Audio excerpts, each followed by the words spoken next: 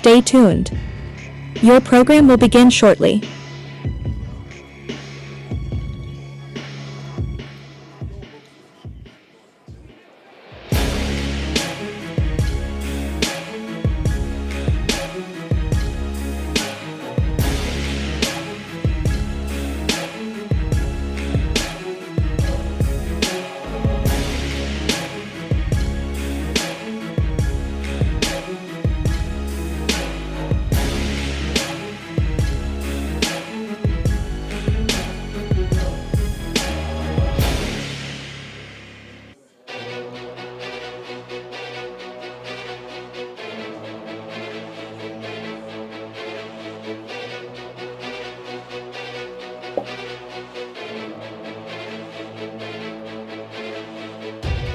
Stay tuned.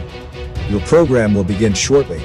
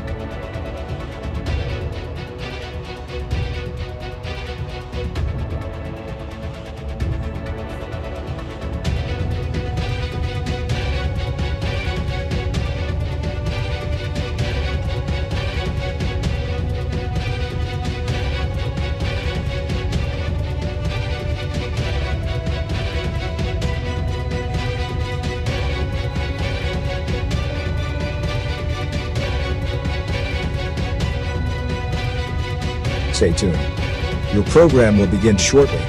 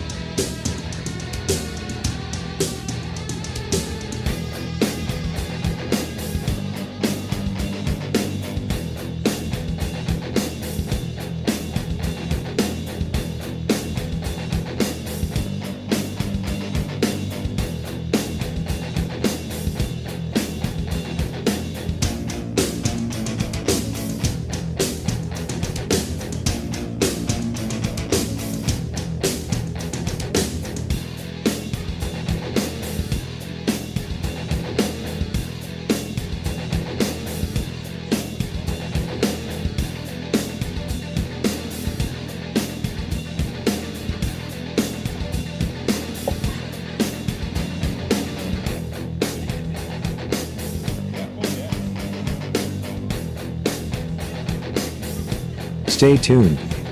Your program will begin shortly.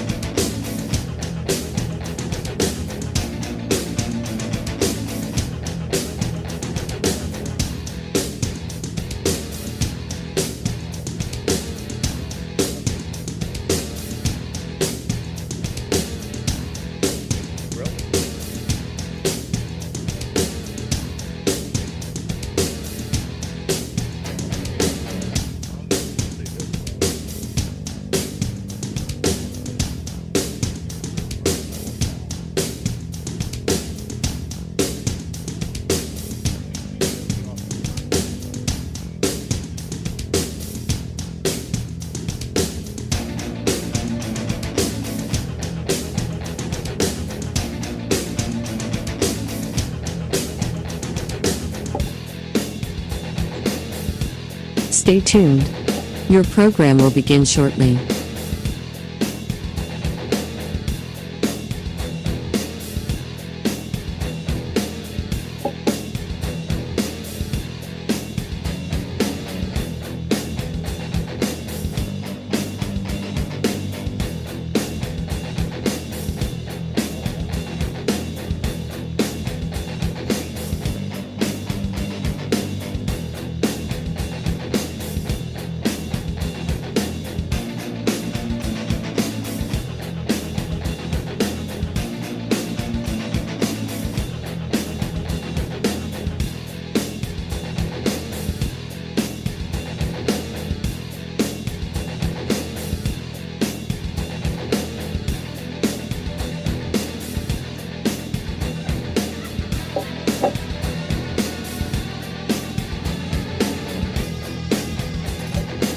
Stay tuned.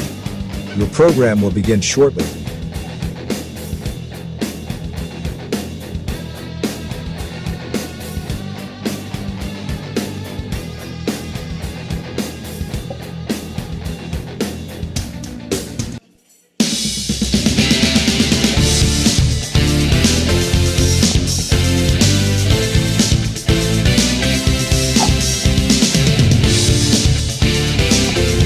Welcome to Bennigans, the High Valley Sports Online, bringing you another edition of the Coaches Show. First up, Coach Reno Suckler, sponsored by Ford Stephen Maintenance. Second tonight will be Andrew Connor from Indian Creek. Third, Josh Franke from Toronto. Fourth, Eric Meeks from Catholic Central. And finally, finishing the show will be Mike Colopy from Edison. Here with Reno Sucklarts now, Coach. Thanks for coming. Week 6 of the season, flying by. You win 4 in a row after an opening season lost. Congratulations on that.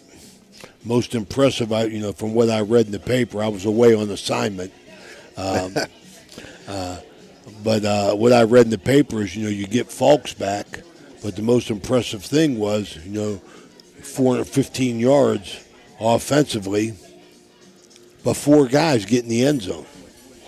We honestly, during the season, we've been doing a really good job of getting guys the ball. And although we're going to settle down into our lineup, you like to get a lot of people's hands on the ball. But once you get into Game 6, you got to have a game plan, and your game plan has to be where the best players are getting the ball, the best players are making play offensively, the best players are making plays defensively, and then the team's got to pick up from that. Every kid on the team's got to pick up, but your best players, if you're a championship caliber team, your best players got to be your hardest workers and the guys that make the plays, and that'll filter on down to the rest of the team, and that's what becomes a good football team. We know what we have now, we know who we have now. And we know that we have some really, really good backups.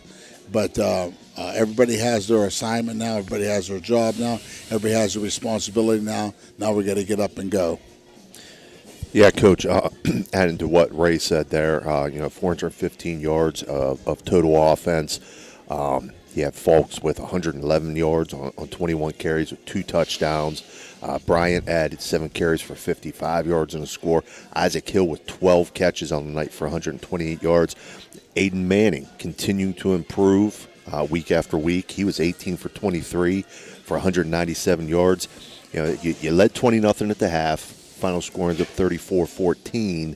A very business-like victory. The way I look at it. It was a real good team win, and there were some key plays in the game.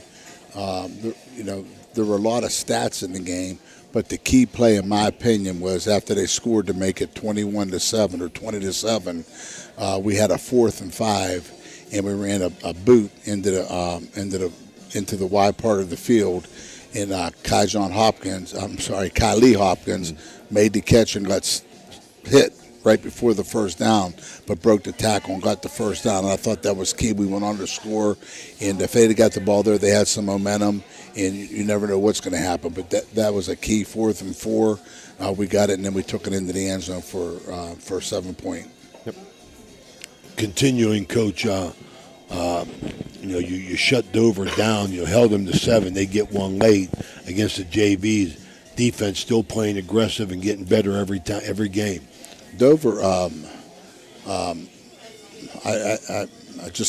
can't really explain, what I want to explain and not make it, I don't want it to sound derogatory, but I think we just got on them in that first drive was a 6-minute drive. Then our second drive, we ate up time and they only had the ball for I think maybe 6 plays in that first quarter, and I think that's what gave our guys, our kids, a lot of confidence in what we were doing, both offensively and defensively. Because whenever you get 3 or 4 plays and out against Dover, then you're really performing. Because their coach, Ted Jones, does a great job offensively, and Coach Schiff always has his players ready. But I think that when we went up on 14-0, it was just that's what we needed. We needed that bad for our team because we've had 4 really good games and 4 struggles, and that just gave us momentum, and we've built on it.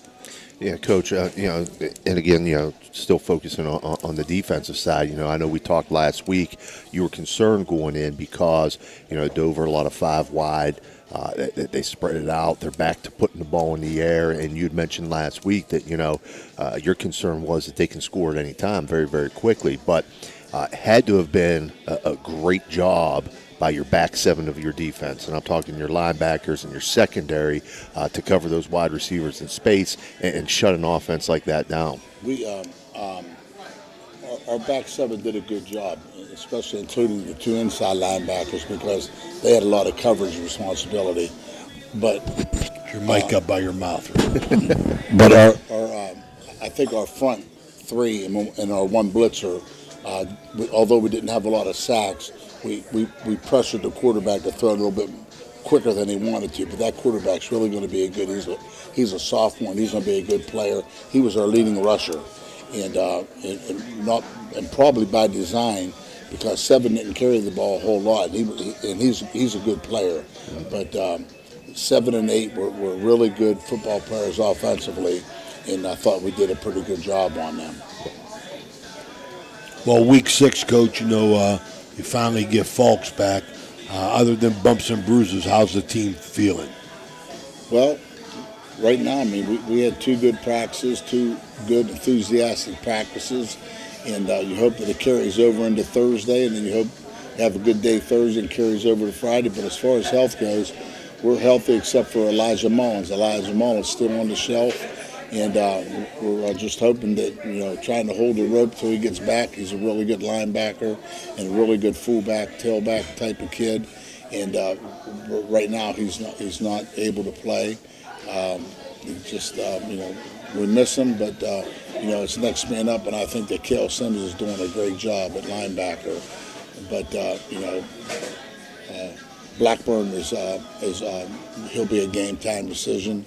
And he's our backup fullback in our 3rd linebacker. So it's funny when you lose guys in football. It seems like it's always picking on one position. Mm-hmm. And our fullbacks are our inside linebackers. Our inside linebackers are our fullbacks, and that's where we're a little bit light right now. Right. Now, halfway through the season, obviously, sitting at 4-1 right now.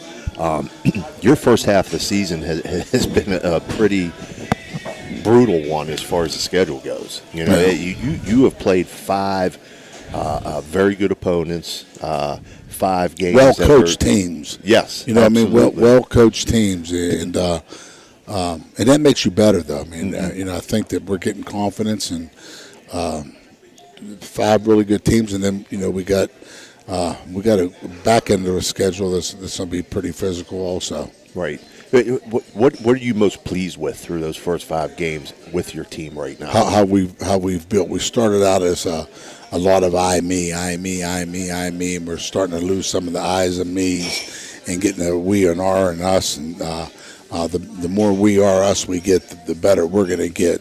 And that's always, you're always going to have that problem in high school. But somebody asked me a long time ago. about football coaching, and I compare that just to kicking doors in.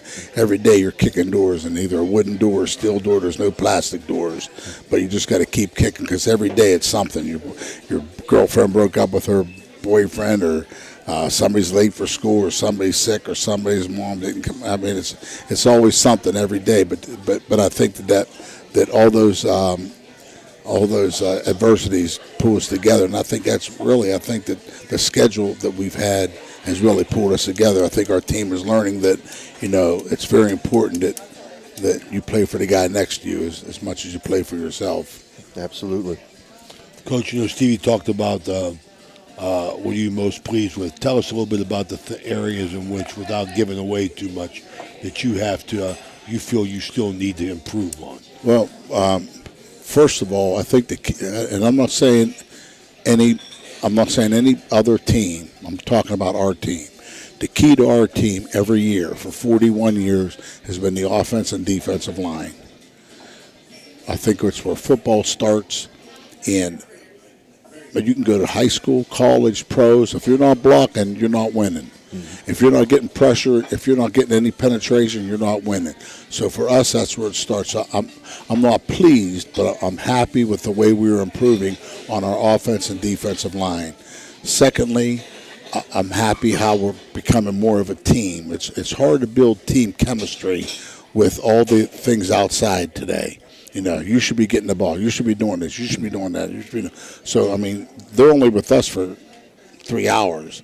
They're with the people, tell them how great they are for 21 hours.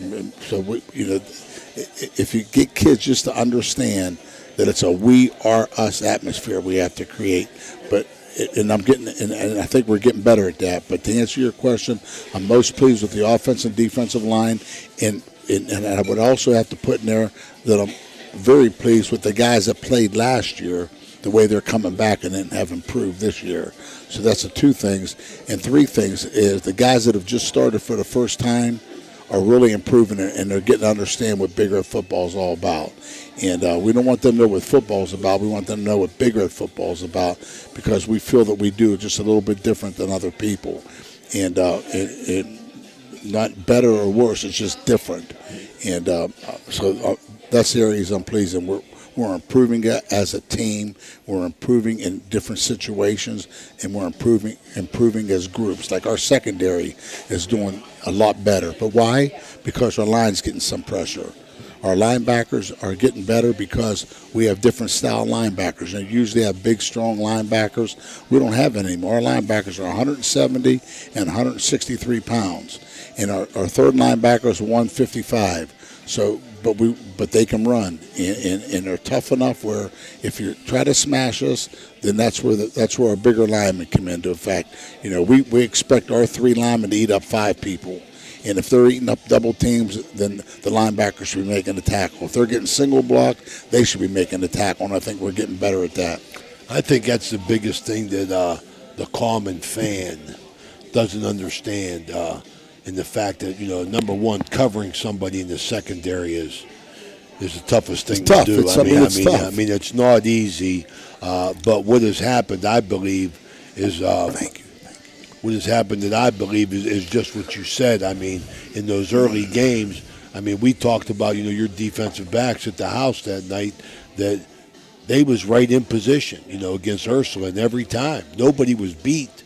They just got outplayed for the ball. But I think a lot of that has to do now with, you say they're getting better, is just what you said, the defensive line and the linebackers, whenever you're in that man press coverage, they got to get help from it's a team game defensively. And if you look at our corners, they're not lunging anymore. You know what I mean? When they're pressing, you press with your feet. You're a basketball player. You don't lunge. And that helps. Quick feet, not lunging, get you in great position. And when you're going to bail, you got to bail late. When you blitz, linebackers, when you blitz late and fast.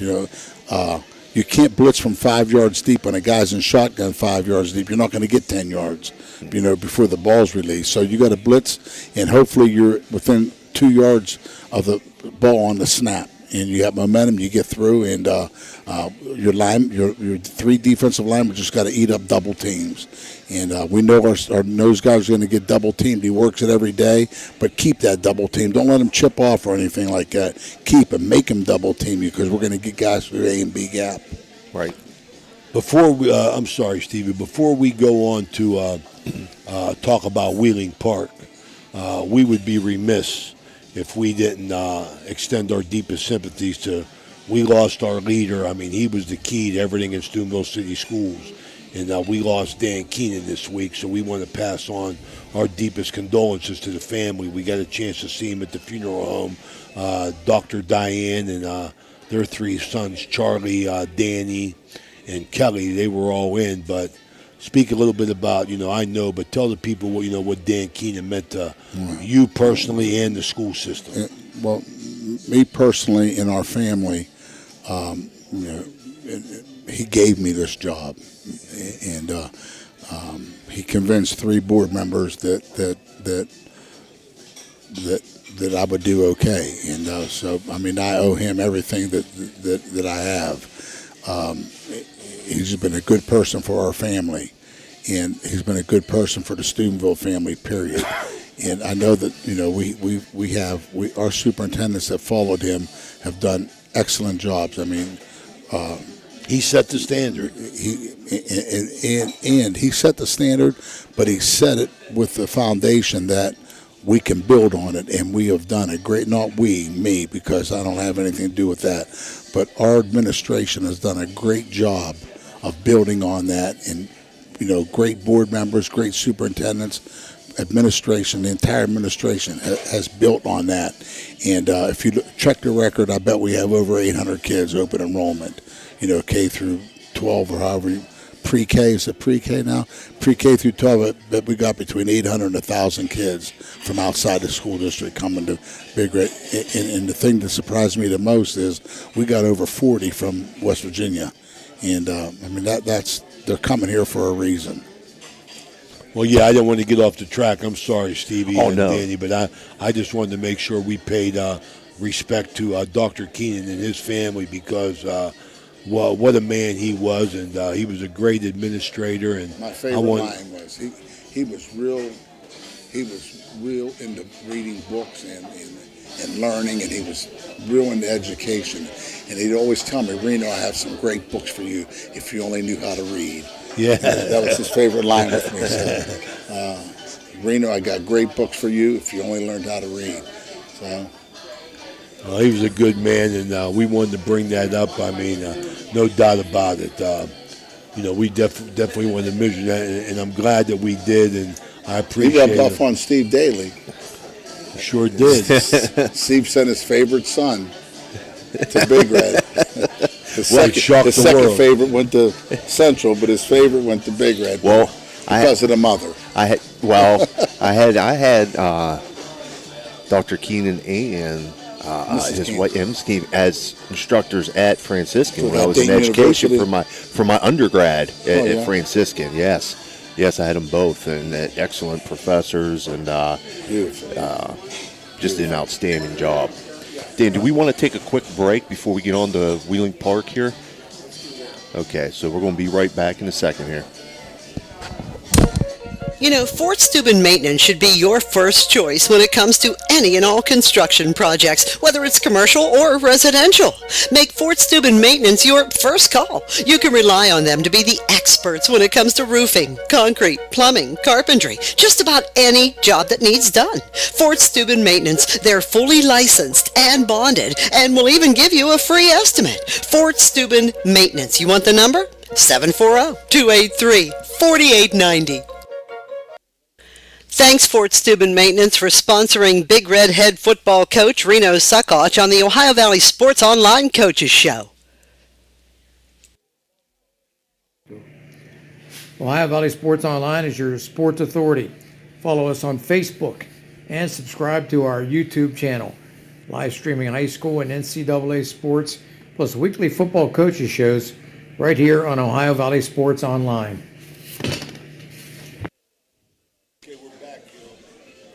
We're back at Bennigans here for High Valley Sports Online Ohio Coaches Show. I want to remind everybody tomorrow we'll have our first West Virginia Coaches Show from Basil Sports Bar with Brooke, Weir High, Madonna, and Oak Glen coaches. So we look forward to seeing you again. But, Coach, let's move on to Wheeling Park.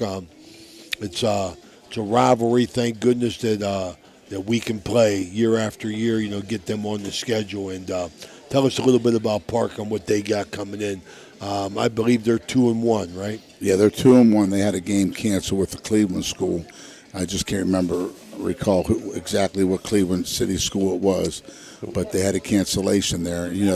That hurts too. I mean, just sitting around for a week with an open date is pretty monotonous.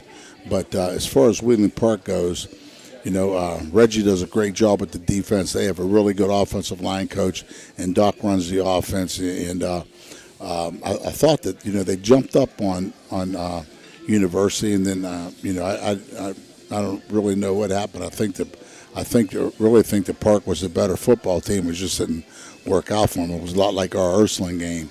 They just couldn't get into a rhythm. But they have a very good quarterback in Aiden Davis, and he was with our school system for a while until they moved. And he's I know that he gets out and he works. I mean, that kid puts time in and effort into football, basketball, and he even played baseball up until last year. But has a great work ethic, and he's a typical Davis. You think of Davis, you think of quarterback in football. They have two really good receivers. A third one went to IMG, and I think he's committed to Florida. But they have two really good receivers that will pressure our secondary, and they'll stretch the secondary out. They have a really good running back, and plus Davis you give him room, and he'll wiggle his way for some first downs. But offensively, their offensive line, I would say, they have two starters back from last year, so I would say that it's probably about the same as last year. And defensively, I think that's where they're a little bit different.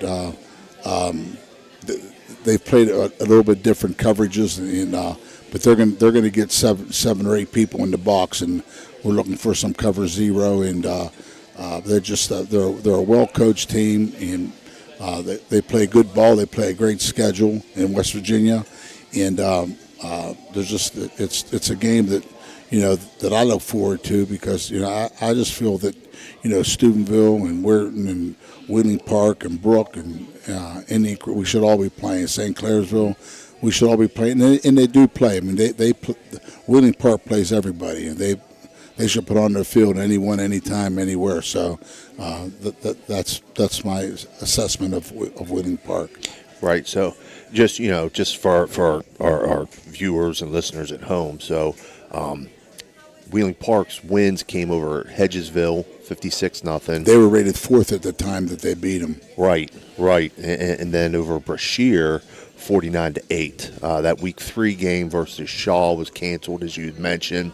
And then in that loss last week to University, the final ended up 17-14. Mm-hmm. And from what I read, Park led 14-7 in the fourth quarter. University was able to kick a field goal with 4 seconds left to get the win. And on that game-winning drive, they converted 2 third-and-long situations to seal that victory for them. But you brought up Aiden Davis, the quarterback. You brought up 2 receivers that are going to stretch your defense vertically. Davis threw for 252 yards against University, a very good football team. Right. And in that, he hit 6 different receivers. Well, Johnson's that receiver that that I feel he's the key to their passing game, because everybody gets off on other guys, but Boogie Johnson that raised his kid to be second to anybody, and he's a key cog.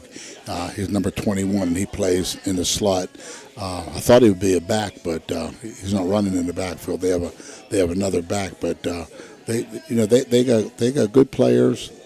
I don't see any drop off from last year at all, except, like I said, they lost a very good receiver to IMG, and everybody knows that he was good. I mean, he'd probably come back and and be even much better this year. Like I said, I think the coaches told me today that he committed to Florida. I don't know if that's true or not, but that's what I got. Right. Yeah, right. No, I'm good. You all right? Yeah, I'm good. I'm good. Okay, I appreciate it. Coach, any other comments at this time? No, just like we had a great following at Dover, and we just need our fans to come out Friday night, and hopefully the guys that can't come out will listen to it or watch it on, what do you call this? Well, Valley Sports No, Online. I mean it's actually Live stream. live stream. I Okay. think it's TV game of the week too. It is. TV9. Yes. TV9. Well, I hope that TV9 and you guys waste a lot of money, because I hope the players, all the people are at the game and not watching it. We appeal to an older crowd, Coach. We appeal No, to believe me, our older people come out better than our younger people, and if it wasn't for our older people, we wouldn't have a fan base. So, Well, you know what? That's a point well taken, because knowing Big Red the way I do, a very, very, very old fan base. we have 7 people that have 2 left in their family still buying their 15 or 14 or 16 season tickets. Really? So I mean, it's they ain't giving them up. No. They figure one of these days they might adopt 400 kids and need them. So, but I mean, it's I mean, to sell the number of season tickets that we do is really I mean, it's beautiful, and I'm just got a quality facility in Harding Stadium. New turf, new scoreboard. Did a lot in the bleachers.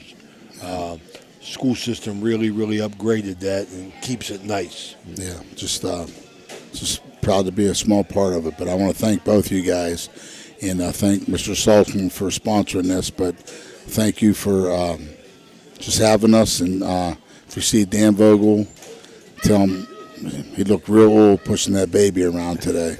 That's a joy, man. Better That's get a some, joy. what do you call Danny. that? His first grandchild. First. Okay, that's going to do it here with Coach Reno Suckott, sponsored Thank you by guys. Fort Appreciate Steuben it. Luck this Maintenance. week, Wish Coach. you the best of luck. Steve, tell everybody hi. Ty, how you doing? I will definitely. Hi, Thank Mrs. Daly. We're going to cut back. We'll be right back with Andrew Connor from Indian Creek.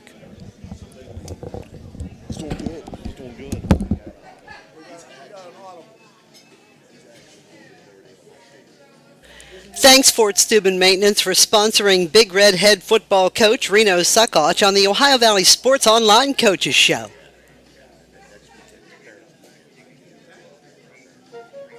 Fort Steuben Maintenance should be your first choice when it comes to any and all construction projects, whether it's commercial or residential. Make Fort Steuben Maintenance your first call. You can rely on them to be the experts when it comes to roofing, concrete, plumbing, carpentry, just about any job that needs done. Fort Steuben Maintenance, they're fully licensed and bonded and will even give you a free estimate. Fort Steuben Maintenance. You want the number? 740-283-4890. Are you looking for a fun and exciting way to spend time with your friends and family? Look no further than Toronto Lanes. Our state-of-the-art bowling alley is the perfect place to bowl a few games, enjoy some delicious food, and make memories that will last a lifetime. The staff is always friendly and helpful, and the lanes are always in great condition. Plus, the food is amazing. Whether you're a seasoned bowler or just looking for a fun night out, Toronto Lanes has everything you need. We offer leagues for all ages and skill levels, as well as open bowling and cosmic bowling on the weekends.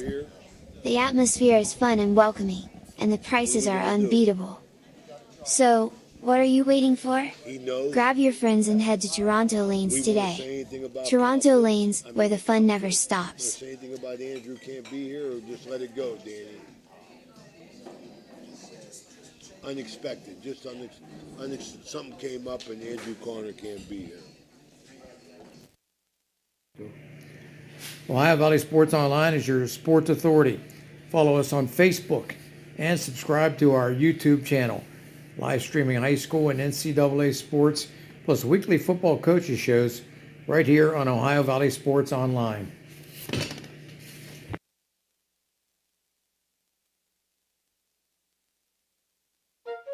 You know, Fort Steuben Maintenance should be your first choice when it comes to any and all construction projects, whether it's commercial or residential. Make Fort Steuben Maintenance your first call. You can rely on them to be the experts when it comes to roofing, concrete, plumbing, carpentry, just about any job that needs done. Fort Steuben Maintenance, they're fully licensed and bonded and will even give you a free estimate. Fort Steuben Maintenance. You want the number? 740-283-4890.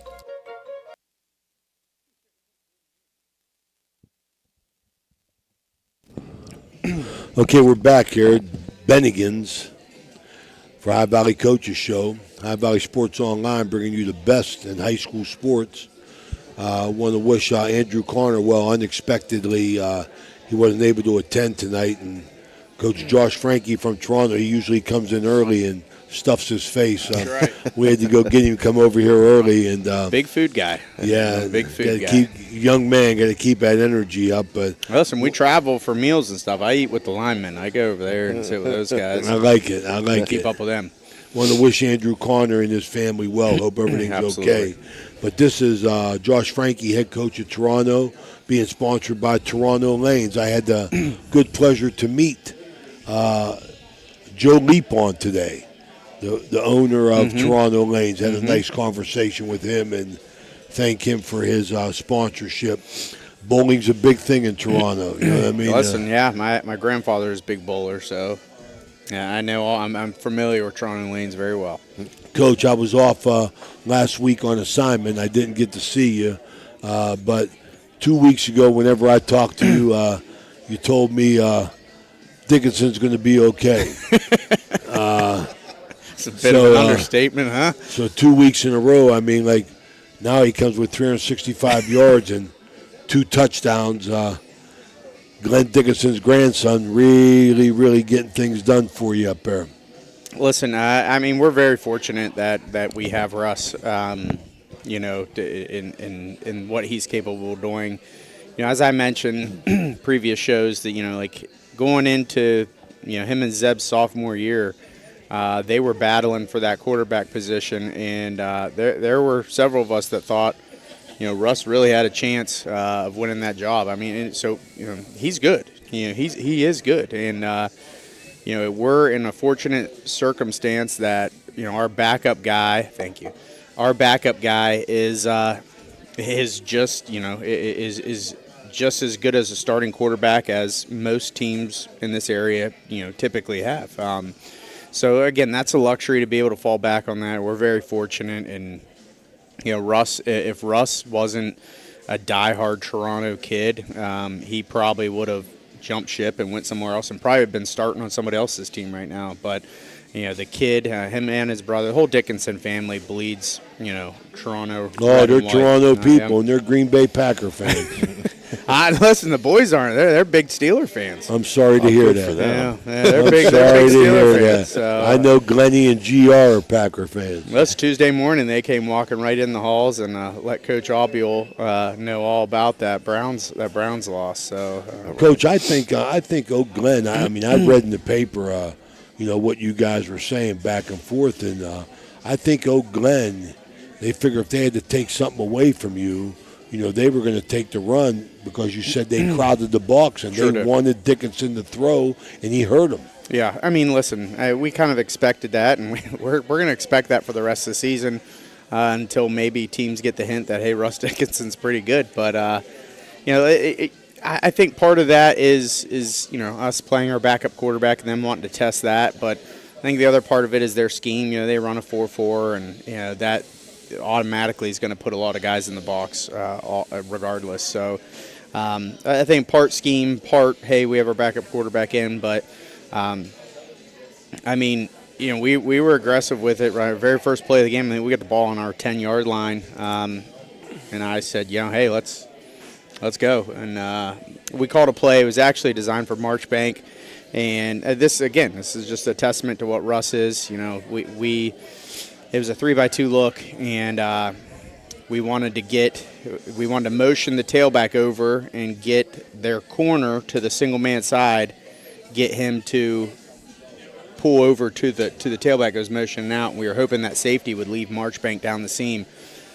crazy enough, even though we had 3 receivers on the third side, when we motioned that tailback out, the corner popped out and the safety from the 3-man side jumped over to Marchbank, and it gave us that backside seam. And, that wasn't the game plan. I told Russ, the route was outside receivers got a hitch, and then you had a slot fade, and then you had another hitch. And then over here, we were running a fade and just a little hitch route on the backside here. And I told Russ, hey, if that corner stays over top of Marchbank, just throw the hitches to the left. And but Russ is intelligent enough that he saw that safety rotate over and knew that he had the seam. And that's kind of what we were saying last week. Russ is going to beat you with his brain. He is a very high IQ player. He understands football. Russ is going to be, if he wants to, Russ is going to be a head football coach one day. And I'm telling you, I said it last week, and I stick to it. If I were to leave the game and you were to say, hey, who do you want calling your offense the rest of the way through, I'm not picking any of my coaches. No offense to them. I'm picking Russ Dickinson because he probably knows the offense better than most of my coaches. That's a good sign. Yeah, absolutely. I mean, he's a very high IQ football player. Real good sign. So Ray kind of stole my first 2 points that I was going to go on tonight. So even though he was on assignment, he obviously did his homework. But I always do my homework. but no, you're through the first half of the season. You're sitting at 4-1 right now. So far on the season, at least the numbers I have, as a team, I have you for 1,055 yards rushing, 1,108 passing. Extremely balanced with those numbers. That's a total of 2,163. It's an average of 432.6 yards per game. Yeah. Talk a little bit about your offense as a whole after the first 5 games, what you're the most pleased with and where you'd like to see improvement. Most pleased with, I guess you'd say, is just the kids' ability to take on the weekly adjustments that we do. We run a college-based offense. I'm not. It's not an exaggeration that I could say that we probably have. You could run something over, 2,000 different ways. That probably. was Jack Gaylord that just photobombed us. You could. I mean, the stuff that we run. I mean, you probably there's thousands of different combinations of formations, alignments, and different routes, and it really is. And we're always adding wrinkles every week. Like, hey, we really liked how this looked. We really liked how that looked. So to be able to take kind of your base stuff and then add a new look off it or a variation to it, and the kids being able to pick that up as quickly as they can and adjust it. I think if you were to ask opposing coordinators about our offense, they would almost tell you the offense looks different every week. I mean, it's never like you're getting the same thing, and that makes it extremely hard to prepare for us because you don't know what you're going to get. Right. And again, hey, you too, Coach. We'll see you. Good luck. And again, you just to be able to have a team that understands your philosophies enough that they can absorb new things and new wrinkles and be able to, run that effectively on Friday night. I mean, that's huge. So definitely pleased with that. Things we need to work on is just, we're still getting to an area where we're getting a little bit too many penalties. And we need to see ourselves be a little bit more disciplined in that area. And some of it's holding calls. Going into the season, Caden Benton and Andy Silverthorne are both getting Division I looks, and I think what coaches wanted to see from them is they want to see them be more physical. Hey, we want to see you being physical on tape. So these guys are constantly trying to get pancakes. It's like a little competition of who on the team can have the most pancakes between the two of them. And sometimes when they're doing that, they're going to get hold calls. And you don't want to say much to them because you don't want them to not play with that physicality. Right. But at the same time, just that could end up costing you in a big game, and you don't want to see that happen either. So just have to tell those guys to be careful, make sure their hands are inside, and not so much try to hip toss, but drive those guys into the ground. So that's one of the things that I'd like to see us kind of improve on a little bit. Now, on the flip side of things then, through the first 5 games, I know last week against Oak Glen, we had talked going into that game, with the offense that they run, wing T based offense. So it was a very difficult defense to or offense to defend against. But you got them playing a little bit left-handed, probably throwing the ball more than what they wanted to. You were able to come up with 2 picks. We were. So your defense all year so far, not only making stops at important times and shutting teams down and what have you, they've also been very opportunistic as far as forcing turnovers. Right. So talk a little bit about that. One of the things that we preach, and I mean, like we preach, is turnovers and big plays win games. I mean, we talk about that constantly. If you were to ask any kid on our team, what are the 2 things that wins football games, they'll immediately tell you it's turnovers and big plays. I mean, it is become a staple of what we practice and preach in Toronto. It's a philosophy of ours, and the kids know that those are the things that if they want to win football games, that's what has to happen. So what you see then is kids going after, instead of making a big hit, going after and grabbing an interception, trying to go for the interception, or trying to strip the ball or something like that. You know what I mean? Right. So that's important to us, and I think the kids have embraced that importance, and the kids believe those are keys to winning football games too. So playing opportunistic, making things happen when you can, those are things that can kind of change the tide of the game, that you can't leave those plays out there. As like we had a tip ball in practice yesterday, where Philby could have dove for it. He didn't dive for it at safety, and I told him, hey, we're going to win Friday. Like, we need that one. Like, we need that one. And I think they get that. They embrace that. Right. Coach, you're 4-1 after 5 weeks. Had the tough loss against Weir High, scored 2 touchdowns. Other than that, Coach, you've been putting, as Stevie said, you've been putting numbers up. Got to be your offensive line, I think, to go with the skill that you have. Sure, and I mean, let's be honest. I really feel as if we were on that pace against Weirton too, and we were at 12-0 start, and I feel like we were on pace to replicate those numbers. And Russ, you throw Russ in the fire like that and not having any prep. I mean, that's a lot to ask of anybody. But our offensive line is just we're starting to begin to create. Kind of a personality, I guess, of sorts, reputation of putting out an offensive lineman every year. I feel like we had Shane Keenan, Max Silverthorne had very many D2 offers last year. I think Caden Benton this year is going to end up playing D1 somewhere. Then you're going to have Andy Silverthorne, and then we have Cale Chasson's our center. He's getting some Division II attention right now, and then Heath Thomas, I think, is the next up and coming guy. He's a sophomore. He's 6'4", 232, and he's playing lights out on our line. He's athletic. He can move. So it seems like every year we have at least one kid that's like, man, that kid is really, really good. And I think we have some freshmen that are going to be ready to step up too. So you got to give a lot of credit to our line coaches and Ricky Darty and Tex Conlon and Derek Phillips. They work with those guys. When I was putting together Heath Thomas's highlight today, and we ran one of our counter tray plays where our guard and tackle pull, and to see those guys it's in unison, pull and run. I mean, they're just, it's a thing of beauty to watch it happen, and they're coached really well. And I mean, they're really big and they're really athletic kids, which we're very fortunate to have. I think a lot of teams have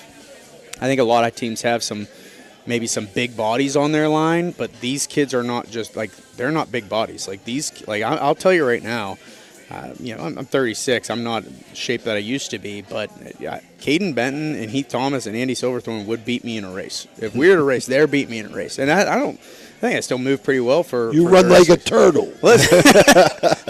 Listen, I'll tell you right now, I would imagine all 3 of those guys are right around 5 flats, and for 260 pounds, 250-pound guys, I mean, they can move, and it's dangerous when you see it happen. It's always good to recognize the big guys up front and recognize their efforts. For sure. Glad we got the opportunity to do that, because that's something that's impressed me and the opportunities I've had to see you so far this year. So before we get to what I feel is the premier matchup in high school football this weekend, and I really believe that. No, I know Big Red and Wheeling Park has a big game. That's always a big game, but I really think that Edison and Toronto is going to be a good one. I agree. And we're going to bring that to everybody live this week. Awesome. We'll be out at Edison. We'll be there. We're excited about that. That's going to be our game of the week, Stevie. Thanks for bringing that up. Now, before we get to talking about Edison, though, we want to take a quick break. Well, before we take a break, Danny, Okay. I want to do one thing. Sure. I want to. We would be remiss in not talking about the offensive lineman, but I want you to give us an update on Zeb Kinsey. Listen, we attended. We spoke last week. Had a death in the family. We attended the funeral last Thursday night. It was wonderful to see all the support that was there. I mean, we waited in line over an hour to get up there, but Zeb's getting better. I think he's. All the Kinsey kids. I mean, there's 8 of them. They're all different in their own way, and Zeb kind of went into a little bit of a shell for a couple of days. I feel like, and but he's coming out. He's coming Natural. through. That was natural. Yep. He had surgery last week. Surgery went well for him. But he's talking more. He's coming. I think he's going to be there Friday night. I think Saturday he's has plans to go down and watch Cincinnati play and take a visit down there. And those guys are hosting him. So I think he's starting to get back to it. And he was. You're dealt a blow to your health and your season, and then you lose someone very close to you in your family. I mean, it's a rough patch for anybody, especially a 17-year-old boy. So Right. Well, you let him know that the Ohio Valley Sports Online's thinking about him. and Absolutely. We wish him the I'm best. sure he's listening right now. Okay, Zeb, we wish you the best, buddy. You and your family. We're going to take this quick break. We'll be right back and talk about the game of the week. Are you looking for a fun and exciting way to spend time with your friends and family? Look no further than Toronto Lanes. Our state-of-the-art bowling alley is the perfect place to bowl a few games, enjoy some delicious food, and make memories that will last a lifetime. The staff is always friendly and helpful, and the lanes are always in great condition. Plus, the food is amazing. Whether you're a seasoned bowler or just looking for a fun night out, Toronto Lanes has everything you need. We offer leagues for all ages and skill levels, as well as open bowling and cosmic bowling on the weekends. The atmosphere is fun and welcoming, and the prices are unbeatable. So, what are you waiting for? Grab your friends and head to Toronto Lanes today. Toronto Lanes, where the fun never stops.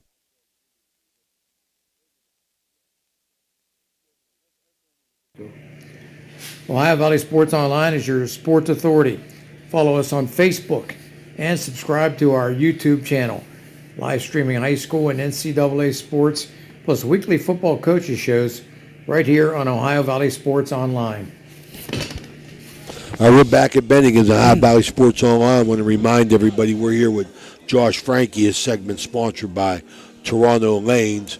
Also want to remind everyone that we're going to do our first West Virginia coaches show tomorrow night from Basil Sports Bar. I have Mac McLean from Frank Sassini from Weir High, Troy Fetty from Madonna, and Doug Taylor from Oak Glen. We'll all be with them, and we'll have some of their sponsors there as well. So it'll be a good night at Basil Sports Bar tomorrow. 6 o'clock we'll get underway with the Frank Sassini and Weir High segment. Coach, switching back now with Coach Josh Frankie. Big matchup. Sure is. Hope everybody has an opportunity to watch our live stream there from Cartwright Field in Edison. They're undefeated. You're 4-1. What can we expect, Coach? A physical kind of street brawl type fight Friday night. I mean, we don't want any punches thrown or anything like that, but that's okay if there is. No. We Unless don't they want get that. caught, then it's not good. But listen, It ain't a penalty unless you get caught, Coach. listen, they're big, they're physical. We're big, we're physical. They run a gap scheme, we run a gap scheme. They're going to come after us, we're going to come after them. It's going to be worth the price of admission. I'd say it is what it is. They're obviously a rival of ours. Communities touch and border each other. Our kids kind of grow up knowing their kids, and a lot of them sometimes play each other. And you get kids switching school districts constantly, and parents who have friends that are alumni there, and it's got all the makings, that's for sure.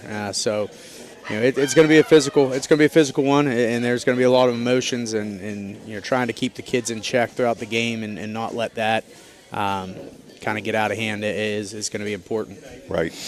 Just running down a little bit on Edison, as Coach as Ray said, they are 5-0. On week 1, they defeated Monroe Central 34-14. Week 2, they beat Independence 35-0. Week 3, Minerva 40-7. Week 4, common opponent. That's the only common opponent that you two have in Oak Glen, 34-0. And last week they beat Akron North, 42-14. So when you look at this matchup on paper, okay, they've also put up big numbers offensively. Sure. Yeah, they have. Defensively, a lot of similarities. Okay, they've controlled teams. They've been able to shut teams down. They've been opportunistic on defense. When you look at the individual matchups, okay, you look at Russ Dickinson as your quarterback. You look at J.D. Henderson as their quarterback. Similar type of offenses in a lot of ways. Oh, they're almost identical. So you could go down position by position. I mean, literally. Okay, receivers march back, Vontae Hayes, back and forth. It's so evenly matched on paper. What do you believe? Okay, and I have a feeling what you're going to say, but what do you believe in your heart this game is going to come down to, or the key in this game is going to be? Turnovers are big plays. I mean, that's exactly, what it is. Exactly. At the end of the day, this is a game. It's still played by kids. Right. You know what I mean? Right. And kids are kids. They're going to make mistakes. Whether that mistake is a missed assignment or they're not going to execute. Maybe they drop a ball. Throw the ball. Not effectively. There's going to be things that happen that kids make mistakes, and whichever team has the kids that make the fewest mistakes, I think is going to be big. We fully anticipate this game coming down to the fourth quarter. I think it's going to be a test of not only physical prowess but mental as well. Right. Who can go through that physical type of a game and still, in the end, have enough grit that they're able to push and finish. You know what I mean? And I think that's grit and finish are probably two very important words to each team this week, because that's what's going to come down to. It's going to come down to the fourth quarter and who really wants it. And that's something we've preached to our kids all week, is that last year we thought we had a pretty good team last year, and they came in, they kind of embarrassed us on our home turf, and those are things that stick with you. Especially when you thought the game was going to be a lot closer than what it was. So our kids have had to sit on that for a year and think about that. So that's something as a coach that if you're not drawing any type of motivation throughout the entire course of the year, in those hot summer days where you're telling kids like, hey, this happened. I'll lie to you if I didn't tell you there was every day in practice in August we had a 10-minute period where we ran just against Edison Scout Auto. Our Scout Auto was running Edison stuff. Right. So this is a game that we've looked forward to. We're taking it. It's a high priority game for us. Everything we want to accomplish this season, this game depends on that. Whether that's the OVAC title or playing being a top 4 seed in the region. This is a game that we need. Right. The kids know that. Yep. I think familiarity, as you spoke about, fuels the fire on all that, sitting and waiting for a year and knowing these kids and knowing these families and the interaction between the districts. You've been practicing for them, which could be no secret. You got your 10-minute sessions and that. I know you got an ace up your sleeve. If you didn't have an ace up your sleeve, you wouldn't be prepared. Just as Colopy, I'm sure, is going to have an ace up his sleeve. So all you could do is mention that to the kids, I think. And listen, I've been doing this a long time. I know that we've not seen everything that they're capable of doing. They haven't played the opponents where they've had to show and open up the playbook. So we're anticipating seeing some things that we haven't seen yet. We're anticipating seeing some things we've seen in years past that we haven't seen yet this year. So these are things that kind of go into it. But again, being familiar with your opponent, you can get you may not have an exact idea, but you have an idea that something else is coming. So we know that they have some stuff that they've been holding on to in their back pocket, and our kids have been prepared for that. So we fully expect that to happen on Friday too. How do you talk to your kids about that, Coach, knowing, just like you just talked to us, that they haven't shown anything when you're in film session and things to that effect? How do you make your kids aware other than telling them, hey, listen, you're going to see something that we're not going over right here because we don't know what it is? Well, a couple of ways. I think that we talk to our kids first and foremost kind of about what we expect to potentially see.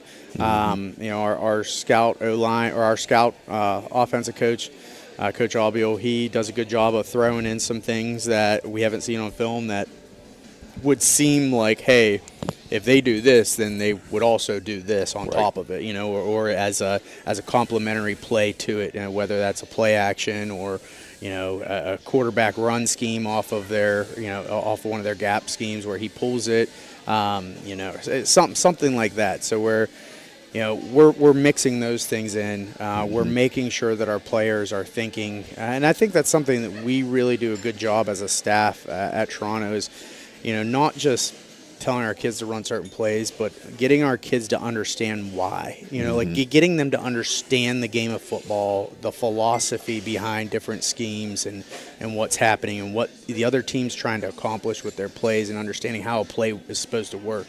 I think those are all things that our staff does a really good job of coaching our players and helping our players understand that.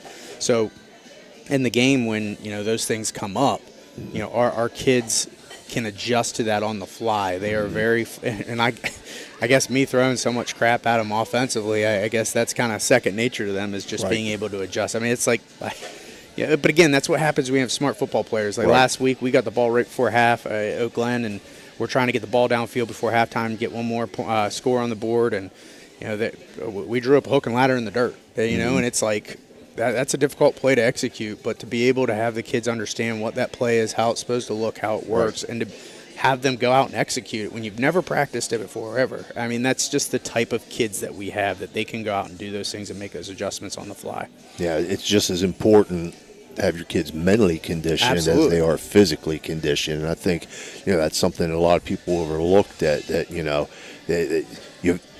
football players have a kind of a stigma about them or what have you. You got to be a smart kid to play football, especially these days. I was going to say, especially right now with the way offenses and defenses are and everything that an offense can throw at you. They have to be smart kids. They do. And again, I think we laugh, but back when I was playing 20 years ago. Back when I was playing 20 years ago, the offensive scheme, it was very simple. You could learn it. It was very easy. But now, it's extremely difficult, and you get some positions that are harder than others. Like our offensive line, I mean, I think we're one of the only teams that I've seen that we pull our, like, for example, we'll run counter tray, and we'll pull our guard and tackle. But if the defensive line's alignment isn't something where we like, then we'll pull our guard and tackle. And, and we don't call that. The kids call that themselves. And, or if same play, like when they're pulling, if they get that defensive end to squeeze down, like our kids are taught to log and it turns into a counter sweep. Right. Like, so you're talking about a kid pulling in a split second, have to make a decision on whether he's hitting it inside or he's going to wrap it around. And that's a lot to think about, and a lot to think about quickly that, offensive line, I mean, you don't credit those guys enough for being how intelligent they are and to be able to do some of the things they do. And then, like Russ is the type of kid that's going to get up there. He's going to audible at the line. Like we have different audibles, different checks. If we get different looks, he can get us in and out of different things. And you see when you watch him do it, and I think that's like the great moment as a coach where you see him out on the field making adjustments, and exactly what he's doing, and it's like, he gets it. He understands. So right. All right, Coach, any other comments about Edison? I mean, it's a big game. Sure, we're looking forward to it. I mean, we're excited about being there. We're trying to spread our wings and move around the valley and see some different teams this year, and we're really looking forward to this matchup. I think it's going to be a fun one. I think it's going to be fun. I'm just glad I don't have to coach in a high-pressure game like this. It's You know, Friday. hey, I get and to we're sit back. experts, Steve. I get That's to right. sit up back and make all the comments while it's going on. You laugh, but What is he doing? You know what I mean? my wife's been on me. I've been grouchy this week. We were at Kennywood Saturday, and she's you just won, and you can't even enjoy it because all you're thinking about is next Friday. And Right. like, but that's how it is, man. Yeah. I mean, it's You unfortunately. get the sense of that, Coach, from your team as well?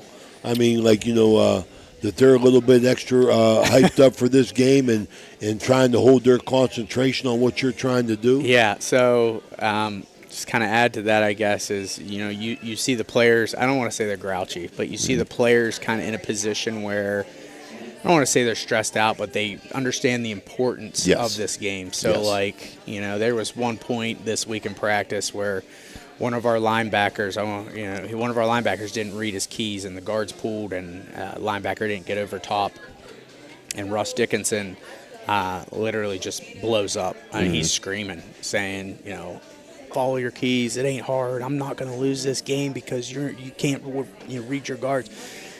But again, it's like we talked about last year. Like, this is a self-driven team. Like, these kids are out there holding each other accountable, demanding more from each other, and that makes my job easy, Right. because they're out there handling it. They're out there coaching themselves essentially and holding each other accountable, and that's ultimately that's what you want to see. And regardless of what happens Friday night, this team's going to have a successful season, Right. and because of those kids.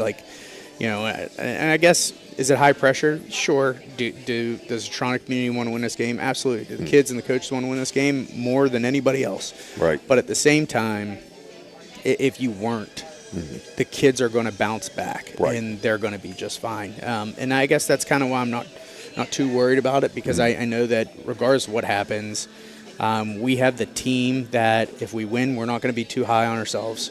If we lose, we're not going to get too low. This team is going to wake up Saturday morning, and it's going to be like, all right, on to Buckeye Local. Right. So. Well, you don't need no motivation other than No. to say Toronto Edison. So, Coach, we wish you the best of luck. Thanks, man. We'll see you Friday Absolutely. night. Appreciate it. Good luck. Thanks, guys. All right, that's Josh Frankie from Toronto Red Knights, head coach, sponsored by Toronto Lanes. So we're going to take a quick break. We're going to be right back here with Coach Eric Meek of the Catholic Central Crusaders. Are you looking for a fun and exciting way to spend time with your friends and family? Look no further than Toronto Lanes. Our state-of-the-art bowling alley is the perfect place to bowl a few games, enjoy some delicious food, and make memories that will last a lifetime. The staff is always friendly and helpful, and the lanes are always in great condition. Plus, the food is amazing. Whether you're a seasoned bowler or just looking for a fun night out, Toronto Lanes has everything you need. We offer leagues for all ages and skill levels, as well as open bowling and cosmic bowling on the weekends. The atmosphere is fun and welcoming, and the prices are unbeatable. So, what are you waiting for? Grab your friends and head to Toronto Lanes today. Toronto Lanes, where the fun never stops. A pioneer of casual dining, Bennigans is internationally known for its unique neighborhood vibe and exceptional chef-driven food. Come to Bennigans on University Boulevard to stir up a great memory. Come for happy hour Monday through Friday from 3 to 6 p.m. and get $1 off draft and bottled beer and $1 off signature cocktails. Grab some bar bites too, only $5 from 9 p.m. to close. Hey, are you a soccer fan? Check out the schedule of English Premier League soccer games. Bennigans even has delivery service, and the number to call, 740-792-8080. You got a friend at Bennigans. Okay, we're back at Bennigans. This segment sponsored by Bennigans. We want to thank them, sponsoring Coach Eric Meek from the Catholic Central Crusaders. 5-0, Coach. I got a lot to say about this, so we'll have an enjoyable segment here. First time the Crusaders been off to such a beautiful start. I've talked about the offensive line, paying their dues. They've been playing since they were freshmen. I think it's the strength of your team, the offensive and defensive line, but I'm impressed in the fact that you come from behind and you win the game late. On the road. On the road, which was a big thing, as far as I go. Talk about that before I come up with my second question. Well, let me tell you that the defense played really well all night. Really, they saved us in the first half. That quarterback was 6'4" and was an athlete, and was really dangerous, had tremendous speed, and our defense played great. Now, offensively, the first half was a total, I don't know how to describe it. Like at the half, I walking in, and I'm like, I got everybody settled down, and they basically were doing what I call a 41 down or middle stack, and they were blitzing that number 4 every play, and we weren't picking them up. And when you have all these kids playing both ways, it's hard to communicate as well as you could. Right. So once we got to the half down 6-0, we had 5 turnovers in the first half. Okay, and 5 turnovers, and we said, guards, cut your split down against. I was trying to get them out of a middle stack, but they wouldn't get out. But once we made the adjustment, we were great. And we cut our guard split down close to the center. So it was basically 3-on-2 there. And, basically from that point, we came out the second half, continued to play outstanding defense. We bent but didn't break. And offensively, we picked it up. It was like a tale of two halves. And we pounded the ball on the ground and got 15 points. And even I don't know if you guys know this, but on their field goal to go up 9-7 with 5:55 to go, we blocked it, and there was an inadvertent whistle. Wow. I didn't know that. Yeah, I didn't know that. And No. the official did come over, and he apologized, the guy that blew the whistle, and they got the re-kick, and they got it. So now they're up 9-7, and, we had some kids dropping their heads, and I got on about that Monday. I said, you can't do that. You got to, you can't argue the call. The call on an inadvertent whistle is the offense gets to make a decision. Do they want it to replay or stand? Well, obviously, they wanted to replay the kick. So that's the option, Coach? Yeah, you that take is the outcome, that's or you the redo offense. Yep. So they obviously re-kicked, and we almost got it again. But then we get the ball back, and we drive it straight down the field on the ground. We get a 2-point conversion, go up 15-9. They get the ball back, bring the kickoff return back to the 50, which was scary. And then we really, tightened. We really played great defense, continued to play great defense. And a young sophomore who was in just for a few plays for a kid that had a little stinger, but he's fine. Zach Bryan made a big clutch interception with a minute to go to seal the game. Yeah. So, that was something I was going to bring up. I had the whole scenario there. How they led 6-0 at the half. You take a lead 7-6 in the third. They regain it on that field goal, which did not know that happened with the whistle. And then your score came with 1:58 left. Tyler Alenti gets the second touchdown of his of the night and the 2-point conversion.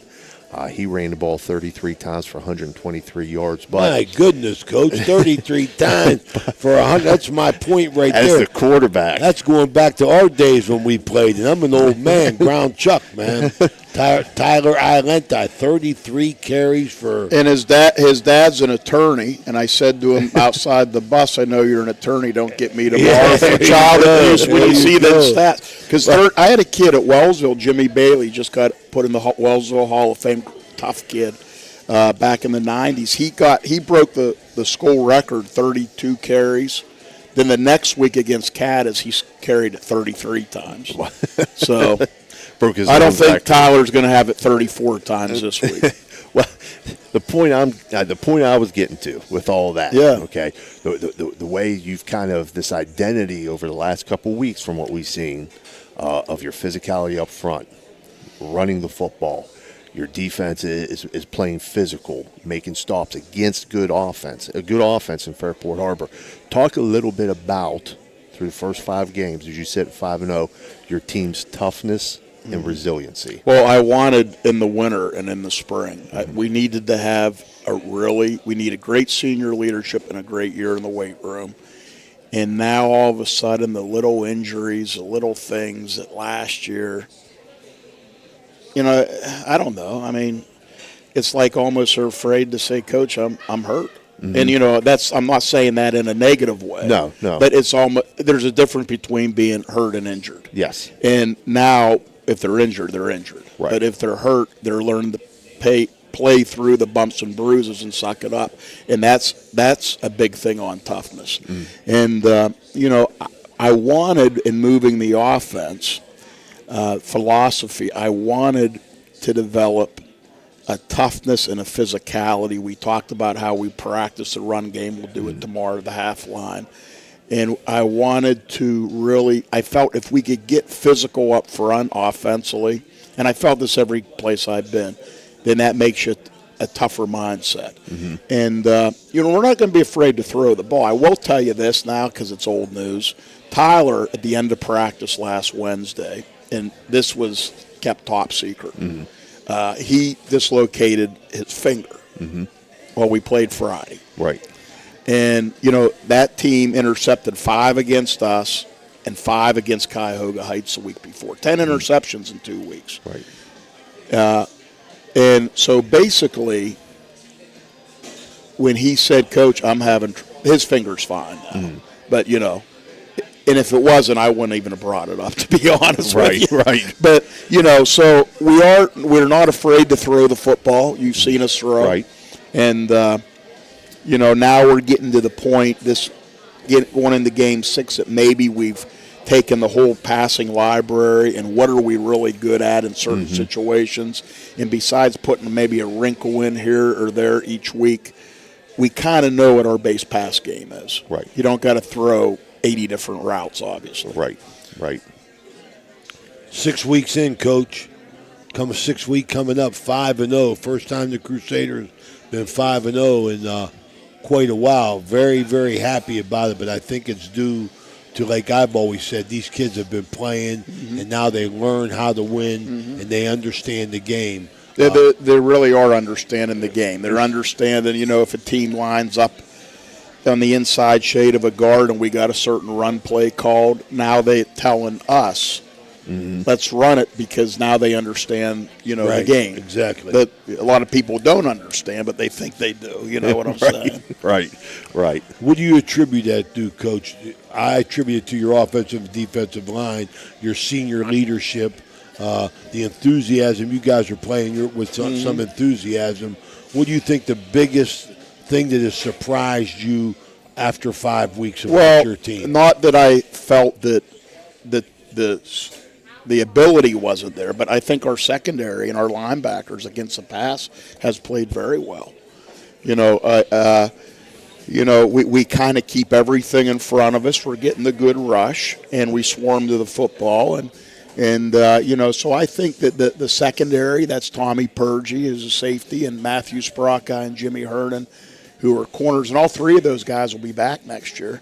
B.J. Fallon's a senior at outside backer. Timmy Mahalio's a junior. And then our 2 inside backers, Braden Rouch and Tyler Iolenti, both seniors, have done a real good job against not only the run but the pass. And, we just need to keep playing and keep being physical. Rob Metzger was over today to see us from Channel 9, and he said, what's the key for this week? And I said, I think the defense has to continue to keep everything in front of them against Madonna, but we need to be more physical than Madonna on both sides of the ball Saturday. If we can do those 2 things, I like our chances. All right, good. Well, let's take a quick break, and we'll come back and we'll talk about Madonna. Okay.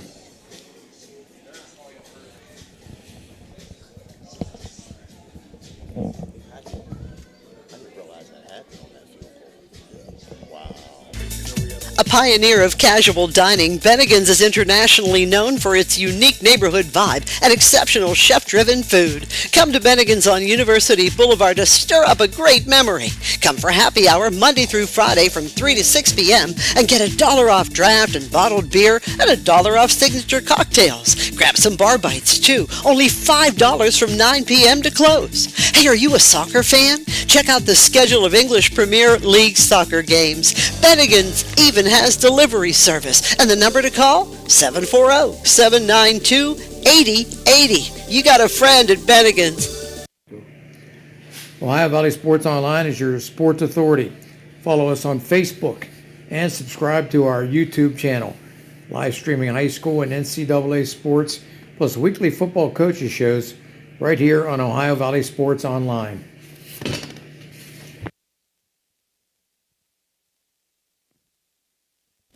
Okay, we're back here at Bennigans.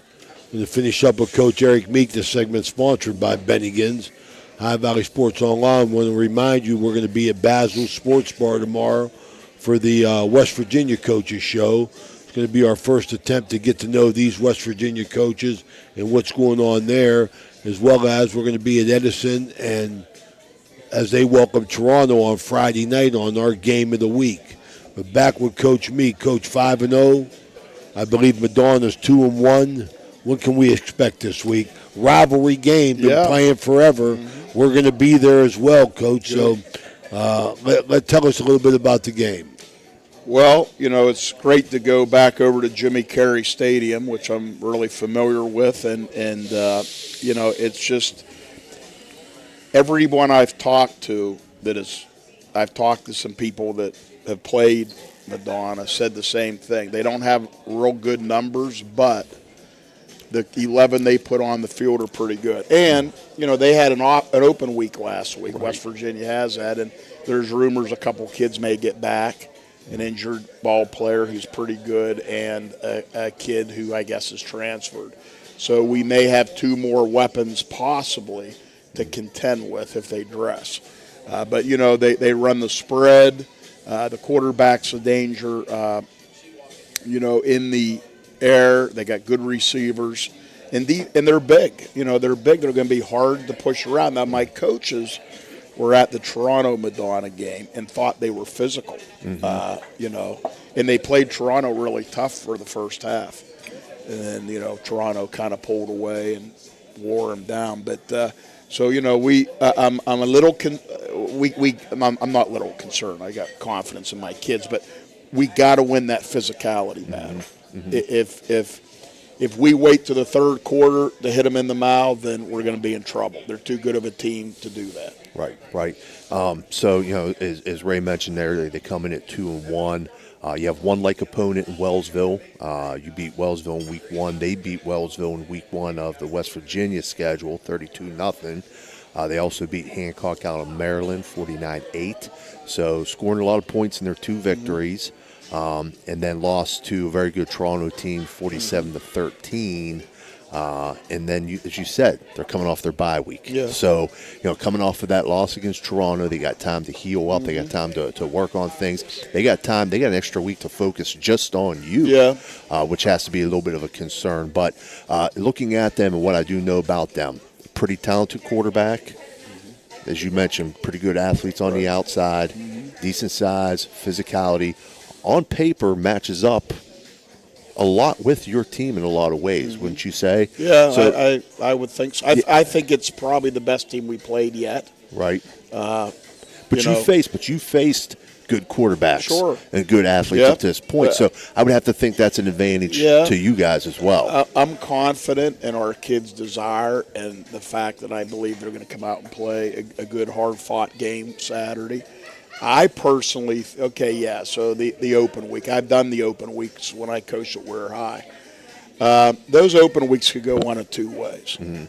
I think when you have them later in the year, it's more of a benefit to you. They've only played 3 games. We played 5. Right. So, maybe we're a little more battle tested. I'm hoping. Mm-hmm.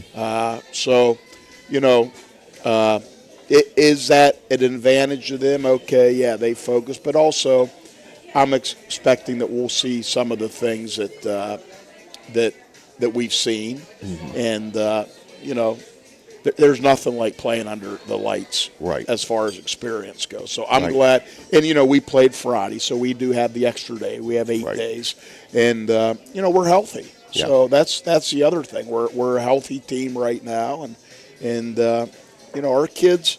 I told them don't let the pressure get to you. Embrace it. I mean, we're 5-0. There's not many teams in Ohio that are 5-0, and it's up to us to get to 6-0. But it's a big hurdle in front of us. Yeah, absolutely.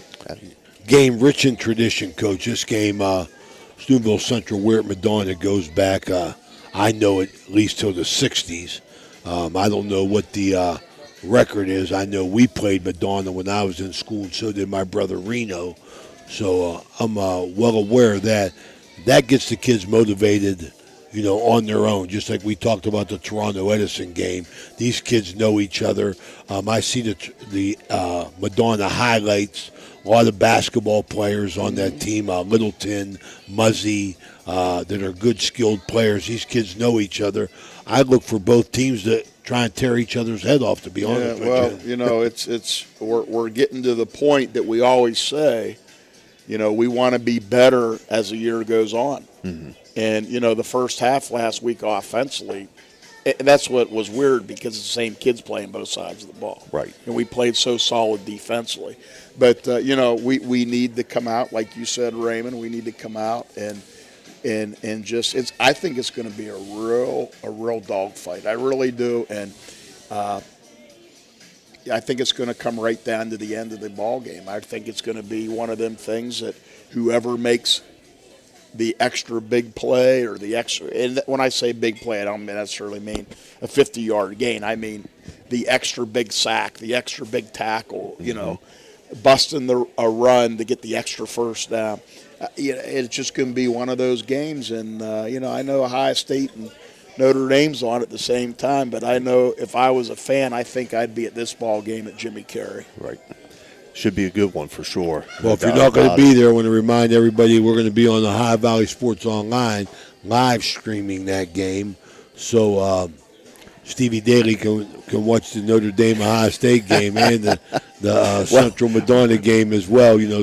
Two screens, so we'll be good on that. Well, I got to say, I'm disappointed that I'm not good, but we have our grandson this weekend, so it'll just be me and Janet at home with our grandson Talon. I got to give her a hand Saturday night. I can't leave her 2 nights alone with him. So I'll be with you, Coach. Don't worry about it, buddy. Winter tie, right? Winter tie, man. I'm with you. Winter time, man. Coach, other than the physicality, what do you expect from Madonna as far as their game plan against you? If you're playing Central, what do you want to do? I think they're going to try to really focus on our tight end side offense, and try to shut down our running attack. And I wouldn't be surprised if they try to blitz a little bit heavy, but we worked on that real hard today, and we will again tomorrow. Right. And, we need to pick it up. And if the team blitzes, they might get you a couple times, but then the third time you might clip them. Not clip them, but, you might stay on your block, and that might spring a big gainer. So absolutely, that's what we need to do. Yep. All right, Coach, we appreciate it, man. Wish you the best of luck. Thank you. We'll be there with you. Coach Eric Meek here from the 5-0 Crusaders taking on the Madonna Blue Dawns 2-1 on Saturday night from Jimmy Carey Field. The Ohio Valley Sports Online will be there. We'll be right back with Coach Mike Colopy from the Edison Wildcats. Good luck, Coach. Thank you. Coach, a pioneer of casual dining, Bennigans is internationally known for its unique neighborhood vibe and exceptional chef-driven food. Come to Bennigans on University Boulevard to stir up a great memory. Come for happy hour Monday through Friday from 3 to 6 p.m. and get $1 off draft and bottled beer and $1 off signature cocktails. Grab some bar bites too. Only $5 from 9 p.m. to close. Hey, are you a soccer fan? Check out the schedule of English Premier League soccer games. Bennigans even has delivery service, and the number to call, 740-792-8080. You got a friend at Bennigans. Ohio Valley Sports Online is your sports authority. Follow us on Facebook and subscribe to our YouTube channel. Live streaming high school and NCAA sports, plus weekly football coaches shows right here on Ohio Valley Sports Online. Come and visit the Friendly Tavern on 213. Our little neighborhood bar is the perfect place to unwind and have a good time with friends and family. Here are some reasons why you should drop by. Fun and friendly staff. Our staff is always ready to welcome you with a smile and make sure you have a great time.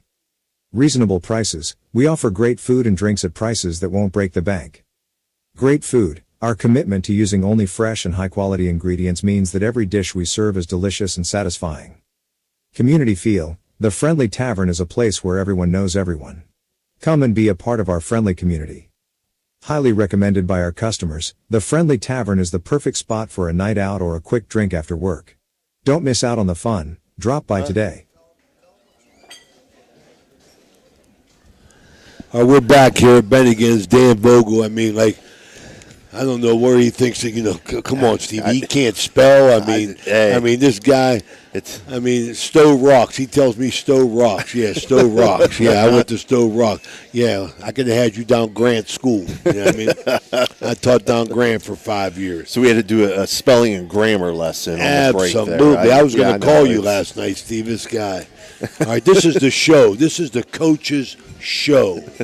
No S. This is one show with 5 segments, and we're happy to have Coach Mike Colopy here. I typed on Coach, you're rolling 5-0, week 6 already, Coach. Mm-hmm. Your offense has been explosive. McClure, 3 TDs, 100 yards in your win over Akron North, 1-4. My first job was at Akron North under Coach Dick Fortner. As well as your quarterback Henderson had 2 touchdown passes. But in reading in the paper when I got back from assignment, I tried to read up on you, and you were very upset about your undisciplined play with the penalties. And that's all mental, Coach, or unless you're telling me they were aggressive penalties. Yes, you hit the nail on the head. We our penalties. Well, first off, let me back up. I thought we played really well in the first half. I was really, pleased with our offense and defense.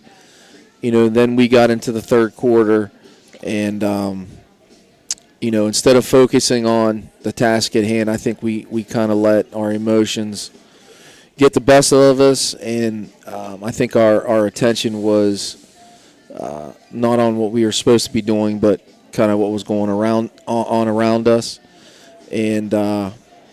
I was disappointed, because, as I said, that's a reflection of me. And, I took it personal because, when the proverbial stuff hits the fan, you have to be able to stay together and stay calm and composed. And I felt like, we weren't as composed as I wanted. Do we have tons of penalties? No, but the play was sloppy, and like I said, there were some things that happened that I wasn't pleased with. I thought we played really hard. Like I said, I wasn't overall upset with, how we played. It was kind of how we handled things. Well, I think, Coach, I appreciate you saying that because I think, we're at one time we were all coaches here at this table. Danny's done a great job coaching from the stands for the past 30 years.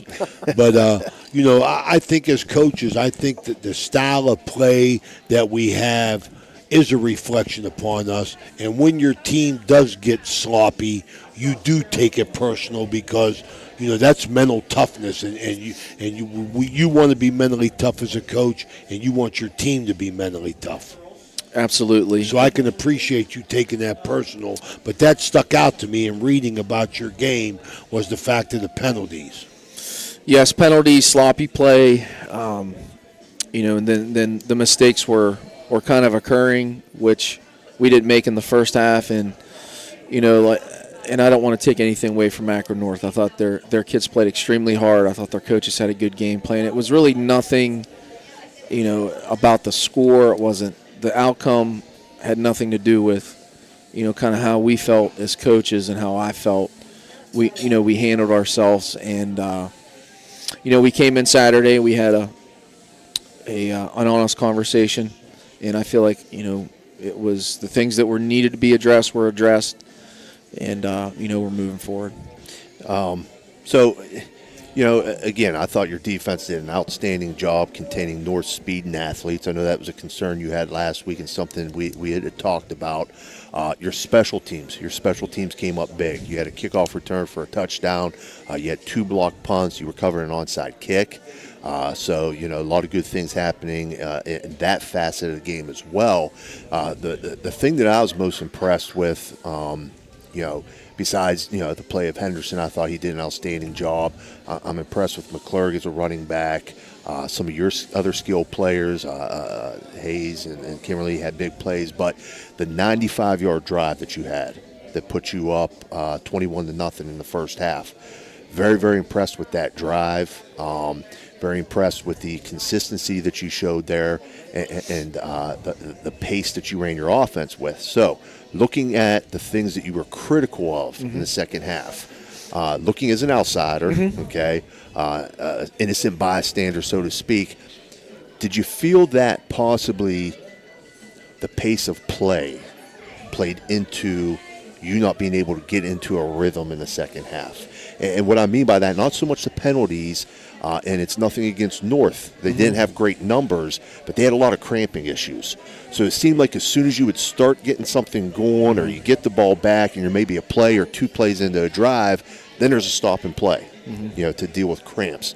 Do you feel as a coach that's something that kind of limits you as far as, the pace that you play with in the first half, the consistency you had in the first half, and now you have these breaks that are breaking that rhythm that you were in? Honestly, no. You have to be able to, the ebb and flow of the game is the ebb and flow. Right. As you said, Right. Sometimes it's going to be, you may pit, it could be, a good flow on both sides of the ball offensively, obviously offensively. But when things happen, you got to be able to make adjustments. And like I said, I felt like our ability to kind of handle things around us, and I'm not, there's nothing specific. It was just a little bit of adversity or a little bit of, maybe having a breakdown, in an assignment that kind of led to other mistakes.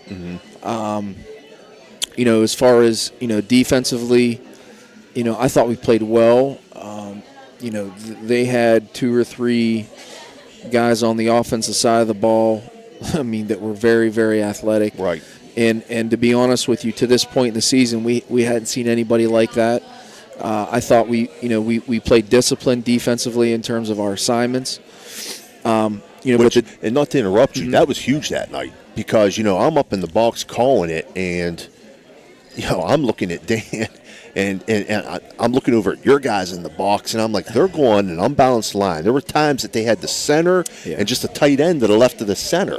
Then they're flipping the whole unbalance. Then they're putting three H-backs behind.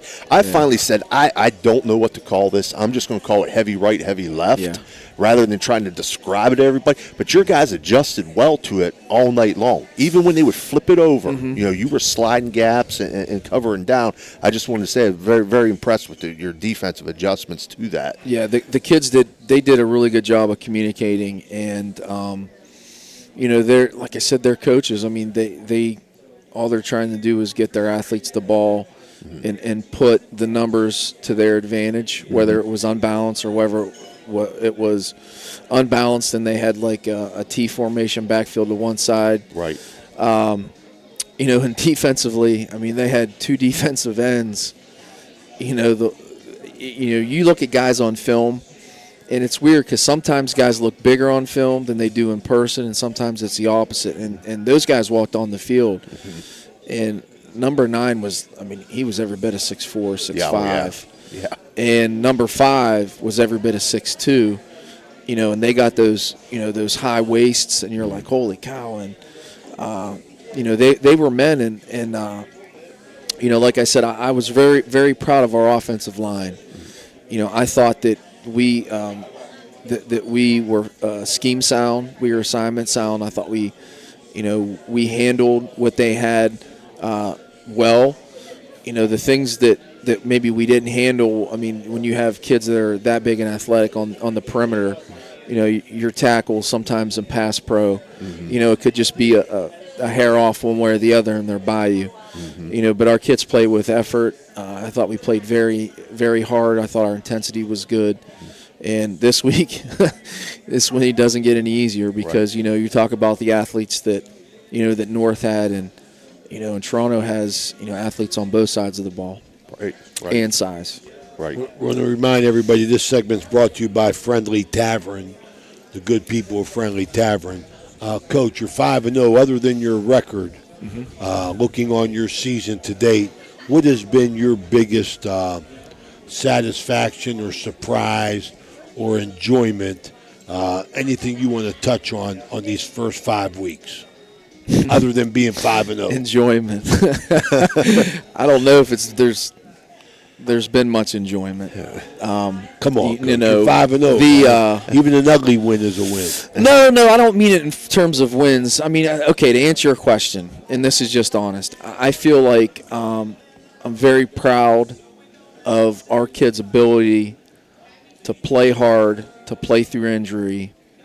You know, because, you know, I don't know which week it was. Football's it's a tough game, and we have guys, you know, that haven't been right since day one, and, you know, they're laying it on the line, you know, every week for, you know, their teammates, you know, for their school, for their community, and I really, really appreciate how hard our coaches coach, and I appreciate the kids accepting that coaching, because sometimes the easiest words to hear are honest words, and that's not saying that you know, I'm just criticize just to criticize, but sometimes if you're being honest with somebody about something that they're doing, you know, it's not easy to hear. And our kids have taken constructive criticism. They've taken it, and I think that we have improved. But as terms of satisfaction, I mean, the satisfaction that I would get was, like I said, those two things. Our kids are playing hard with intensity, playing for each other. They're taking the coaching. But the thing about coaching is, you know how it is. I mean, I don't know.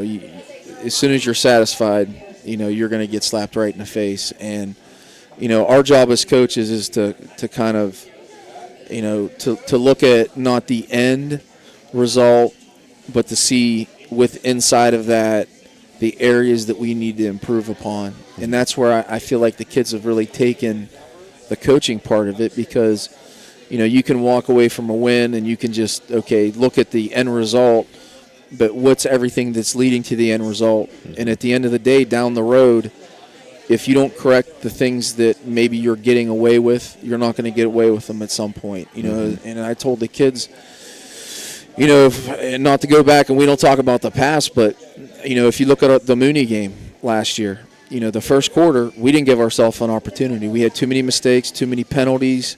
You know, we made some uncharacteristic mistakes. You know, I felt like defensively, I thought we had some assignment breakdowns.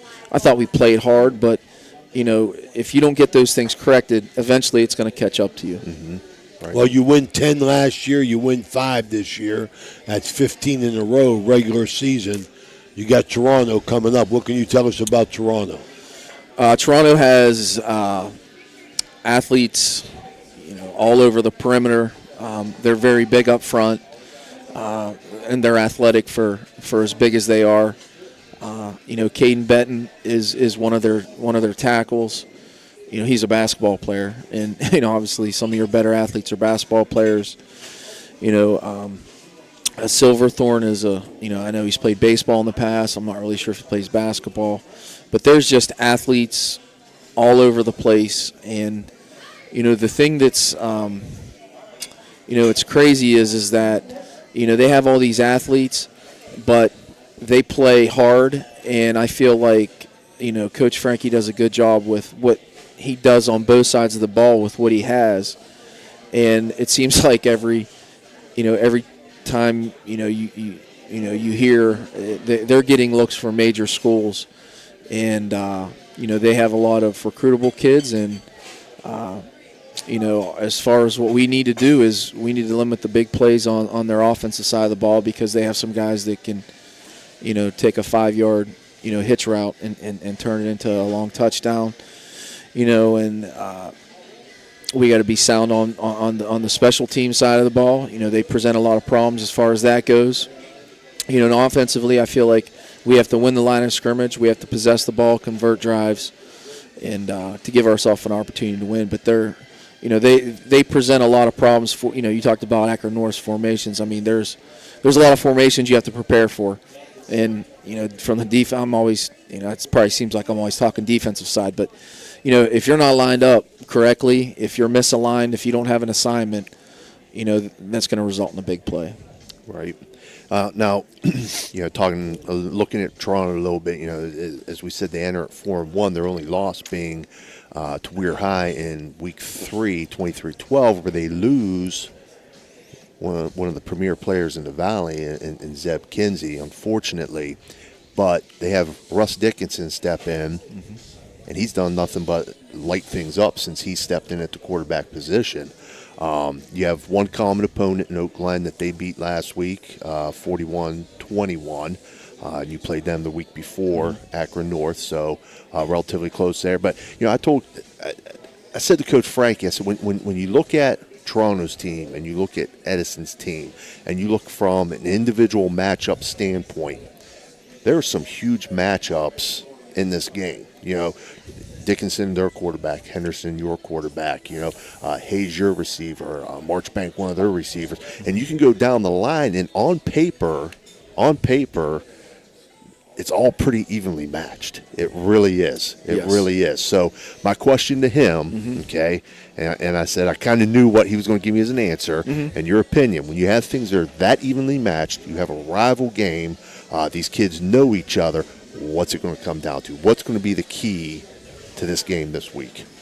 Well, the first thing that comes to my mind is usually you're winning games up front on the offensive line side. Offensive side, it's the offensive line. Defensive side, it's the defensive line.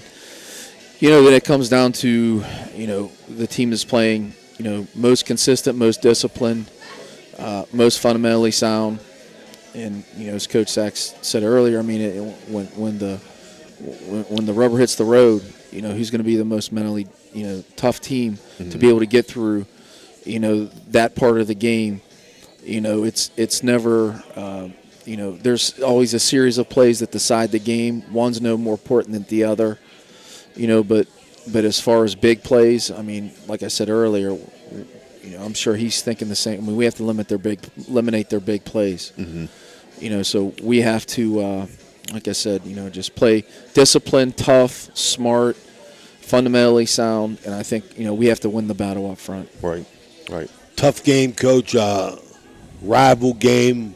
You won't have to have no pep talk, I'm sure. I think these kids know each other. They'll be ready to play against each other. We want to wish you the best of luck, and we'll be there. Catch you before the game. I told Coach Frankie, I'm glad I can just sit back and watch this one. I don't have to be in a pressure situation like this. My biggest pressure that night is how early do I got to get out there to get a parking spot? Because last week I got out there at 6:30 and I had to park clear out by the gate there. So I don't know if I got to get out there at 5:30. You got to ride down Dan's Cadillac, man. Maybe I'll come out before school gets out and just park out there and hang out all day. Are you going to bring your earplugs for the sound system? Well, that will be Jimmy. You better remind Jimmy. He'll be on the field. I'll be up in the press box. Also want to thank the White Bear and Ohio Catering, right? Yeah. Lee and Ray Johnson. Lee and Ray Johnson. They're going to sponsor the food that night in the press box, and we appreciate them and everything that you do for us, Coach. Hospitality at Edison is always great. Tommy Bosick does a nice job, and we appreciate that. So pass on our thank you to them, and we'll see you Friday, Coach. Sounds good. Thank you. This is High Valley Sports Online. Want to remind everybody Thursday night, tomorrow night, we're going to be at Basil Sports Bar for the West Virginia Coaches Show. As we just said, the Friday night game will be Toronto at Edison in a barn burner. And Saturday, we'll be at the Central at Madonna game. Lots of good things coming at you. Thanks for listening in. We'll see you next time. Bye-bye.